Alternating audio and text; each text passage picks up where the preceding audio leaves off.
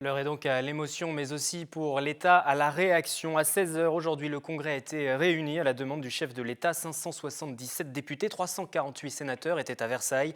C'est inédit sous cette mandature. C'est la troisième fois pour la Ve République. François Hollande était très attendu. Il a fait plusieurs annonces sur place pour TV Film. Mélanie Poquet et William L. Mélanie, bonsoir.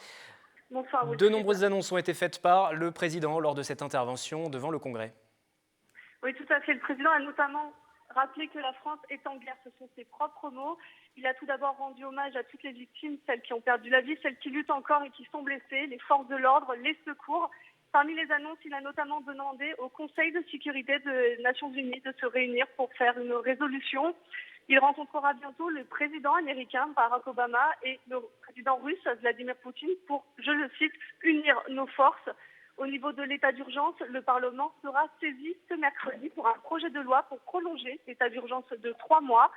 Et il appelle le Parlement à le voter d'ici la fin de la semaine. Il y a aussi des annonces au niveau d'un point de vue militaire et humain. Il faut savoir que le Charles de Gaulle, le porte-avions, partira dès jeudi en Méditerranée orientale. Il dit que c'est pour tripler les forces françaises.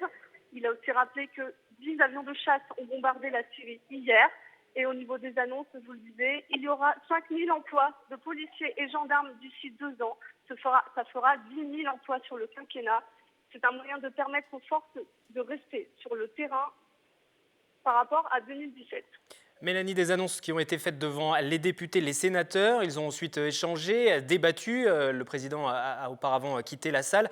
Juste très rapidement, est-ce qu'il y a eu toujours cette notion d'unité nationale? Est-ce que c'est toujours d'actualité? Il y a unanimité autour des mesures?